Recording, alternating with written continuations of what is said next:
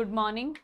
आज हम स्टार्ट कर रहे हैं मेटल नॉन मेटल चैप्टर। ठीक है, मेटल नॉन मेटल में हम यहाँ पे क्या करेंगे, जो भी इंपॉर्टेंट पॉइंट्स हैं जो आप लोगों के एग्जाम में डायरेक्ट पूछे जाते हैं। ठीक है, इसकी कुछ प्रॉपर्टीज हैं, जैसे मेटेलॉइड्स कौन कौन से होते हैं, तो आपको ऑप्शन दे दिए जाएंगे और उनमें से आप लोगों से क्वेश्चन पूछ लिया जाता है। या फिर कौन सी जो मेटल है वो कंडक्टर है, कौन सी क्या है डक्टाइल है। ठीक है, तो कुछ फीचर्स होते हैं मेटल्स के, वो सारे हम यहाँ पे आज कवर करेंगे। तो सबसे पहले हमें ये पता होना चाहिए मेटल और नॉन मेटल हम किसे कहते हैं। ठीक है, कौन मेटल है कौन नॉन मेटल है। तो मेटल देखो, मेटल आपको याद रखना है। नॉर्मली अगर देख के हमें बताना है कि मेटल क्या है, तो हम क्या कहेंगे, जिसमें लस्टर हो, चमक हो, है ना, जिसमें क्या हो, लस्टर हो, चमक हो, वो क्या है, मेटल है। तो मेटल के नॉर्मली फीचर क्या होंगे, लस्ट्रस, यानी उसके अंदर क्या होगी, शाइन होगी, चमक होगी। ठीक है, मैलिएबल, मैलिएबल का मतलब क्या है, उसको हम थिन शीट्स में कन्वर्ट कर सकते हैं। डक्टाइल, थिन वायर्स बना सकते हैं। ठीक है, सोनरस, सोनरस का मतलब क्या होता है, रिंगिंग साउंड देना। ये क्वेश्चन आया हुआ है कि मेटल की प्रॉपर्टी है कि वो सोनरस होती है, इसका मतलब क्या है, सोनरस का मतलब क्या होता है, गिव रिंगिंग साउंड। ठीक है, रिंगिंग साउंड है वो कौन देती है, मेटल्स देती है। रिंगिंग साउंड कौन देती है, मेटल देती है। तो यहाँ पे मेटल को अगर हमें देख के ये बताना है कि मेटल कौन कौन से हैं, तो नॉर्मल से फीचर हैं, तो इनको आप देख के ये बता सकते हैं कि ये मेटल के फीचर्स हैं। ठीक है, अब यहाँ पे एक बार क्वेश्चन ये भी आया हुआ है कि मेलिएबल का मतलब क्या होता है, डक्टाइल का मतलब क्या होता है। ठीक है, मेलिएबल का मतलब क्या होता है, कन्वर्ट इनटू थिन शीट्स, यानी हम मेटल्स हैं उनको अगर हैमर्ड करें, मेटल्स को अगर हम हैमर्ड करें, हथौड़े से पीटें, तो उसकी हम पतली पतली थिन शीट्स बना सकते हैं, इसे बोलते हैं मेलिएबल। डक्टाइल का मतलब क्या है, कन्वर्ट इनटू थिन वायर्स, पतली पतली हम इसकी क्या है, तारें बना सकते हैं। तो ये कुछ स्पेशल फीचर्स हैं। अब अगर हमें, ये तो हम देख के बता सकते हैं, है ना, अगर हमें केमिकली बताना है तो हम क्या कहेंगे, मेटल दैट लूज इलेक्ट्रॉन्स, जो इलेक्ट्रॉन्स को क्या करती हैं, लूज करती हैं, उन्हें हम बोलते हैं मेटल्स। तो इसका एक और पॉइंट लिखो, मेटल्स लूज इलेक्ट्रॉन्स, मेटल्स क्या करती हैं, इलेक्ट्रॉन्स को लूज करती हैं। जैसे इसके अंदर देखो, मैं आप लोगों को एग्जांपल देती हूं, आप यहाँ पे एग्जांपल लो सोडियम का। सोडियम क्या है, सोडियम एक मेटल है। ठीक है, सोडियम क्या है, एक मेटल है, और इसका एटॉमिक नंबर, सोडियम का एटॉमिक नंबर कितना होता है, 11 होता है। ठीक है, अब 11 को हम क्या है, ऑर्बिट्स में फिल करेंगे। 11 को हम किस में कन्वर्ट करेंगे, ऑर्बिट्स में फिल करेंगे, KLM। तो यहाँ पे ये ना बोहर साइंटिस्ट ने बताया था, किसने बताया था, बोहर साइंटिस्ट ने बताया था कि कोई भी एटम है, देखो कोई भी एटम है, जैसे मान लो अपन सोडियम की बात करें, तो सोडियम का जो एटम है इसके अंदर कहते हैं इस तरीके से ऑर्बिट्स होते हैं, और बीच में जो न्यूक्लियस होता है उसके अंदर प्रोटॉन और न्यूट्रॉन पड़े होते हैं। ठीक है, बीच में ये जो स्ट्रक्चर है इसे क्या बोलेंगे, न्यूक्लियस। तो न्यूक्लियस के अंदर पड़ा होता है प्रोटॉन और न्यूट्रॉन, और यहां पर कहते हैं इलेक्ट्रॉन्स हैं वो इस तरीके से राउंड लगाते रहते हैं। न्यूक्लियस में क्या होता है, प्रोटॉन और न्यूट्रॉन, और इलेक्ट्रॉन्स हैं वो न्यूक्लियस के चारों ओर राउंड लगाते रहते हैं। तो इलेक्ट्रॉन्स भरने का उसने एक सीक्वेंस बताया था कि इलेक्ट्रॉन्स किस तरीके से भरे जाते हैं। ठीक है, तो बोहर साइंटिस्ट ने क्या बताया था कि यहाँ पे अगर हम इन ऑर्बिट्स को लिखें तो सबसे अंदर वाला इसका नाम है के, उसके बाद में है एल और फिर क्या है एम है। तो इस तरीके से उसने के एल एम एन इस तरीके से ऑर्बिट्स बताए थे। अब उसने ये बताया था कि के अंदर भरे जाते हैं 2 इलेक्ट्रॉन। ये रूल है, ये फिक्स है कि के में कितने इलेक्ट्रॉन भरे जाते हैं 2। एल के अंदर भरे जाएंगे भाई 8, एम के अंदर भरे जाएंगे 8। हमारे सिलेबस में देखो भी आप लोगों से इससे ऊपर नहीं पूछ सकते, इससे ऊपर आप लोगों से नहीं पूछा जाता, फिर तो वो हायर क्लासेस में चला जाएगा। ठीक है, यानी आप ज्यादा से ज्यादा ये मान के चलो कि 20 एलिमेंट्स तक का एटॉमिक नंबर के बारे में पूछ लेंगे, इससे ज्यादा आप लोगों से नहीं पूछते हैं। ठीक है, तो यहाँ पे अब देखो हम इनको फिल करेंगे। सोडियम मैंने लिया था, सोडियम का एटॉमिक नंबर होता है 11। तो KLM में भरो जरा, फर्स्ट में 2 10 8, 8 और 2 कितने हो गए 10, और यहाँ पे आ गया भाई 1 इलेक्ट्रॉन। ठीक है, देखो टोटल 11 हो रहा है 281, टोटल क्या हो रहा है 11 हो रहा है, 281 हो रहा है। अब यहाँ पे कोई भी एटम है ना, वो ये चाहता है कि भाई मैं स्टेबल रहूं, मैं क्या रहूं स्टेबल रहूं।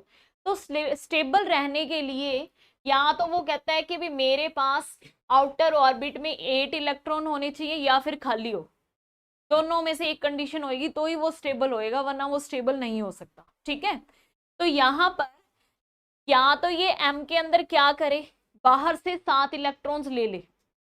इसके पास 2 ऑप्शन है, क्या ऑप्शन है, या तो ये बाहर से 7 इलेक्ट्रॉन है उनको गेन करे, या फिर ये क्या करे इस 1 इलेक्ट्रॉन को बाहर निकाल दे।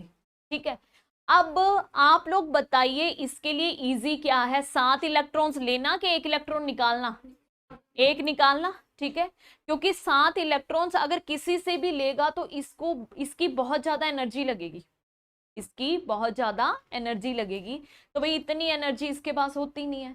तो ये क्या कहेगा 7 इलेक्ट्रॉन्स बाहर से लूंगा, इतनी एनर्जी लगाऊंगा, इससे अच्छा 1 इलेक्ट्रॉन्स को निकाल ही देता हूं। तो ये क्या करेगा अपने इस 1 इलेक्ट्रॉन को लूज कर देगा।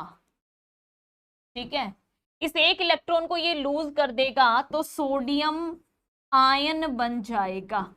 क्या बन जाएगा, सोडियम आयन। +1 लगाने का मतलब क्या है कि इसने 1 इलेक्ट्रॉन को निकाला है।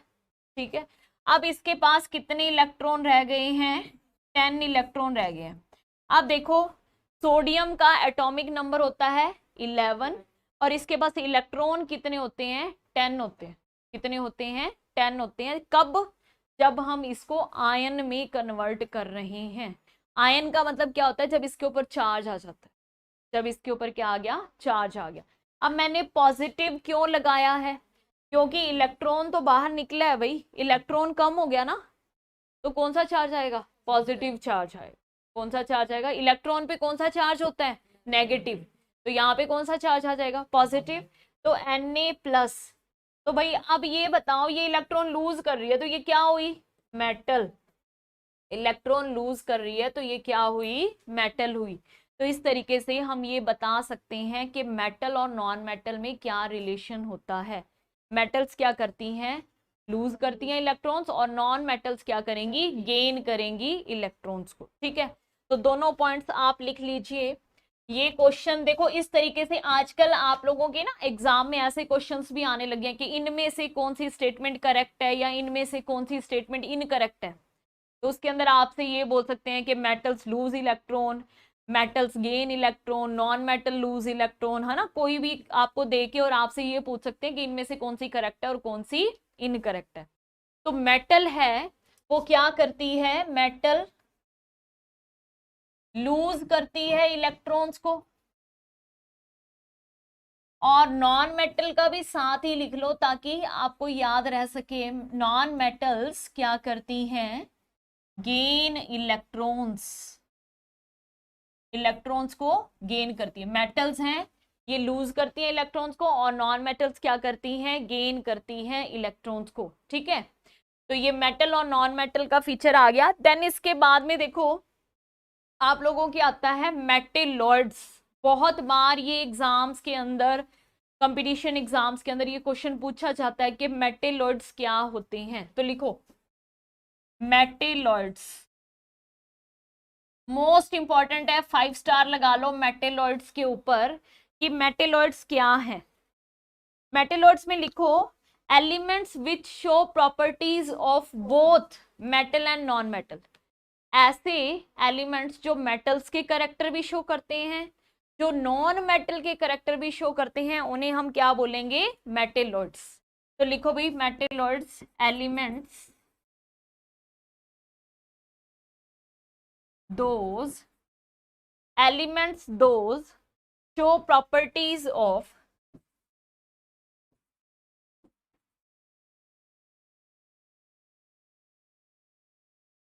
metals and non-metals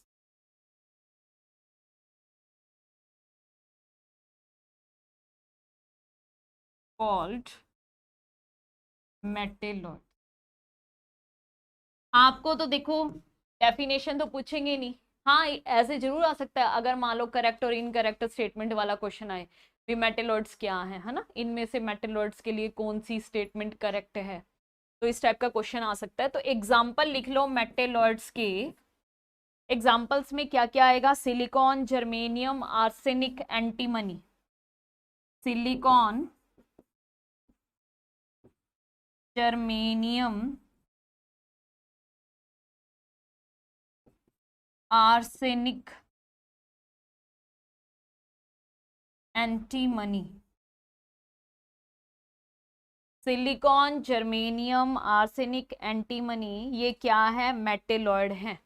ये क्या है, मेटेलॉइड्स। तो मेटेलॉइड्स के आप लोगों, अब देखो इनके ना आप ब्रैकेट में सिंबल्स भी लिख लीजिए कि बाई चांस आप लोगों को इस तरीके से कंप्लीट वर्ड ना लिख के दे, सिंबल्स दे दें, ठीक है। तो सिलिकॉन का क्या होएगा, SI, जर्मेनियम का GE, एंटीमनी आर्सेनिक का क्या होता है, AS, और एंटीमनी का SB, ठीक है। एंटीमनी का क्या होता है, SB। तो ये आपको सिंबल्स लर्न रखने हैं।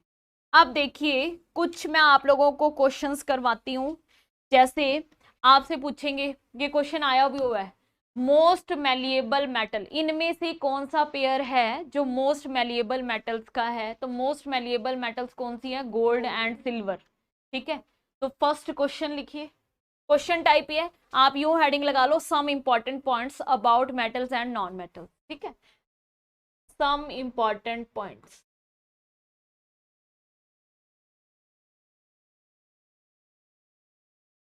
जिसमें से पहला पॉइंट लिखो कि silver and gold are most malleable metals.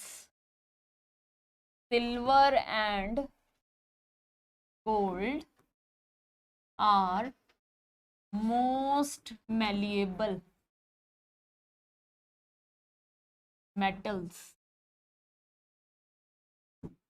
है, नहीं मोस्ट मतलब ऐसे तो होगी, ठीक है, लेकिन हमें वो रिएक्टिविटी सीरीज पढ़ते हैं ना, उसमें गोल्ड एंड सिल्वर। उसके बाद में लिखो गोल्ड के ऊपर ये क्वेश्चन आया हुआ है जो मैं अभी आपको बता रही हूं, ठीक है। गोल्ड क्या है, मोस्ट डक्टाइल है।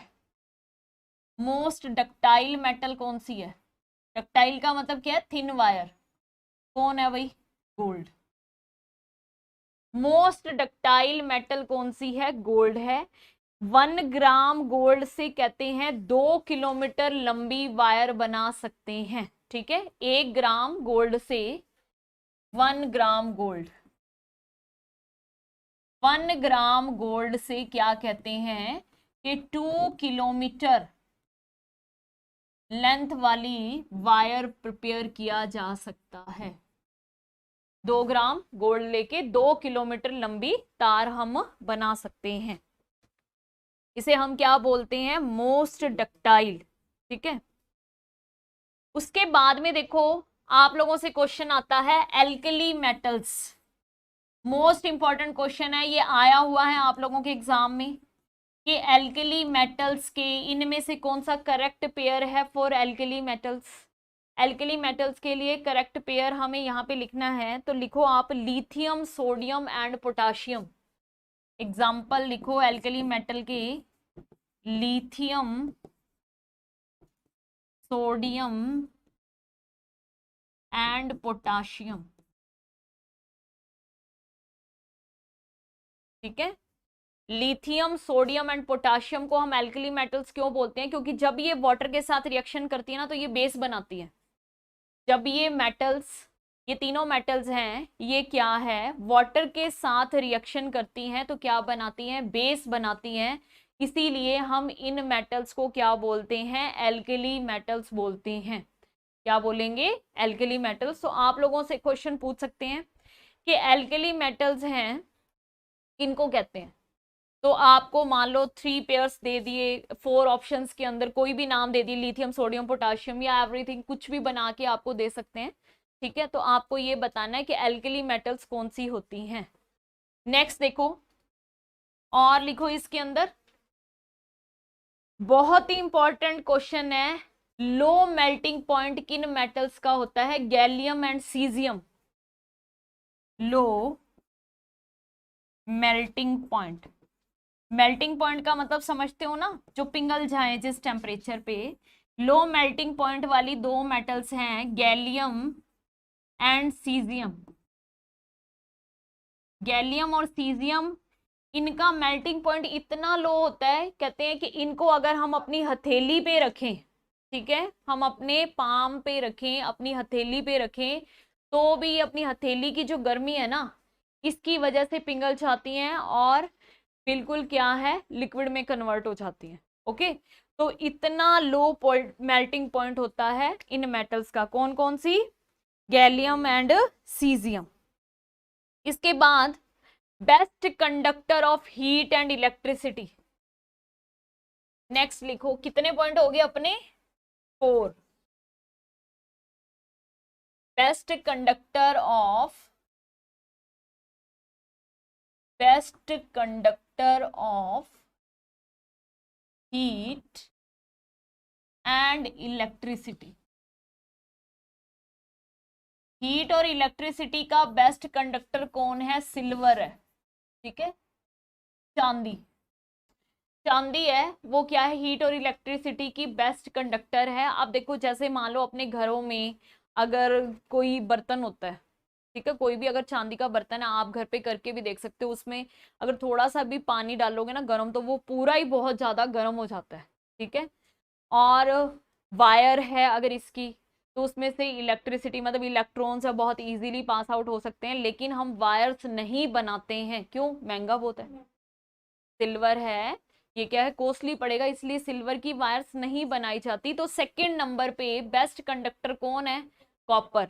तो हम क्या है, मोस्टली देखते हैं कि कॉपर की वायर्स ही यूज की जाती हैं। तो ये सिल्वर तो है भाई फर्स्ट नंबर पे। सेकंड नंबर पे हम क्या कहेंगे, best conductor of heat and electricity कौन है भाई?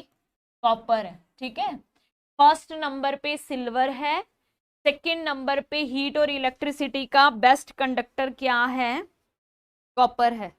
देन थर्ड नंबर पे अगर और लिखना हो तो एल्यूमिनियम। बाई चांस आप लोगों से 3 ऑप्शन दे दिए जाएं भी, इनमें से कौन सा पेयर है एल्यूमिनियम जो गुड कंडक्टर है हीट एंड इलेक्ट्रिसिटी के, तो पहले नंबर पे सिल्वर, दूसरे नंबर पे कॉपर और थर्ड नंबर पे क्या है? एल्यूमिनियम है। नेक्स्ट इसके बाद में देखो, poor conductor of heat and electricity. Poor conductor of heat and electricity. Heat and electricity का पुअर कंडक्टर कौन है? Lead and mercury.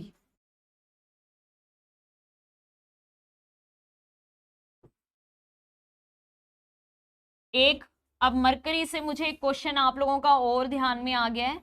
आप लोगों से ये पूछा जाता है कि कौन सी ऐसी मेटल है, मेटल्स क्या, वैसे तो आपका क्या बोलते हैं, मेटल्स क्या होती हैं? सॉलिड होती हैं। मेटल्स क्या होती हैं? सॉलिड होती हैं। आपसे ये पूछ सकते हैं कोई एक ऐसी मेटल का नाम बताओ जो लिक्विड स्टेट के अंदर मिलती है।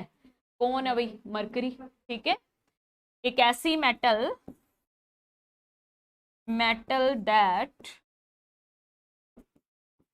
Found in liquid form. ठीक है, लिक्विड फॉर्म के अंदर कोई मेटल मिलती है उसका नाम क्या है? मरकरी। Okay, Hg।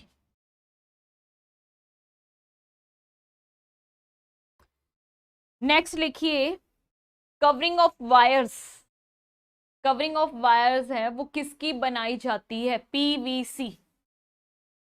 आप लोगों ने देखा है वायर्स के ऊपर ना प्लास्टिक की कवरिंग सी होती है ना, जैसे ये वायर्स हैं हमारे रूम के अंदर, इनके ऊपर जो प्लास्टिक की ये कवरिंग है ये किसकी बनी होती है? पीवीसी की बनी होती है। किसकी बनी होती है? पीवीसी। आपसे एक बार एग्जाम में आया था पीवीसी की फुल फॉर्म बताओ, ठीक है, तब आपको वहां पे फुल फॉर्म बतानी थी, पॉलीवाइनिल क्लोराइड।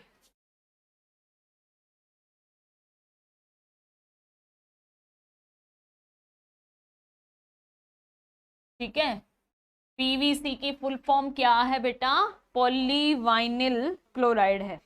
कवरिंग ऑफ वायर्स किससे प्रिपेयर की जाती है? इसी से। कवरिंग ऑफ वायर्स पॉलीवाइनिल क्लोराइड से ही प्रिपेयर की जाती है। ठीक है, इसके बाद में टंगस्टन। मैंने आपको इलेक्ट्रिसिटी चैप्टर में भी करवाया था टंगस्टन के बारे में, बताओ जरा किस उसका। हाँ, वेरी गुड। ठीक है, जो इनकंडेसेंट लैंप है या फिर आप जिसे क्या बोल देते हैं, बल्ब, उसका जो फिलामेंट है वो किसका बना होता है? टंगस्टन मेटल का बना होता है, जिसका क्या है? हाई मेल्टिंग पॉइंट होता है। कितना होता है बताओ जरा? टंगस्टन हाई मेल्टिंग पॉइंट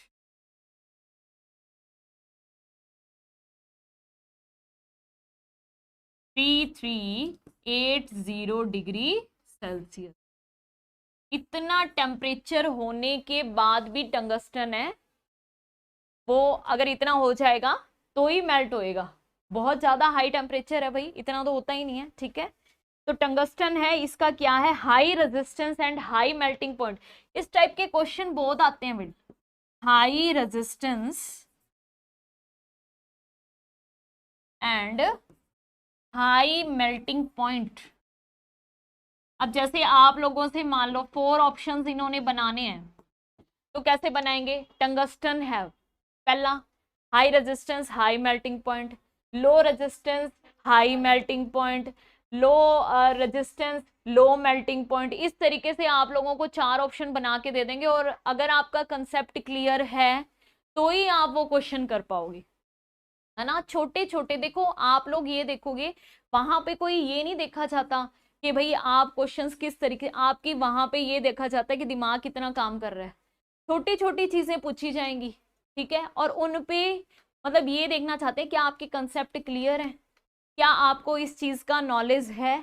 ठीक है, वो ही देखा जाता है। कोई बहुत ज्यादा हाई फाई या बहुत ज्यादा हार्ड क्वेश्चन नहीं पूछे जाएंगे, नॉर्मल क्वेश्चन आपकी बुक्स में से ही पूछे जाते हैं। ठीक है, बस वहां पे आपका कंसेप्ट क्लियर होना चाहिए कि आपको पता है कि इसका हाई रेजिस्टेंस है, हाई मेल्टिंग पॉइंट है कि क्या है।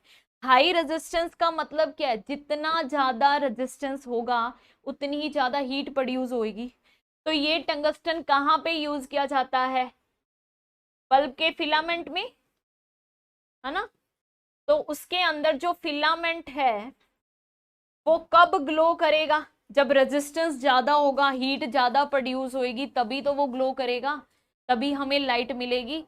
तो इसका क्या है? हाई रेजिस्टेंस और हाई मेल्टिंग पॉइंट होता है, ये आपको याद रखना है।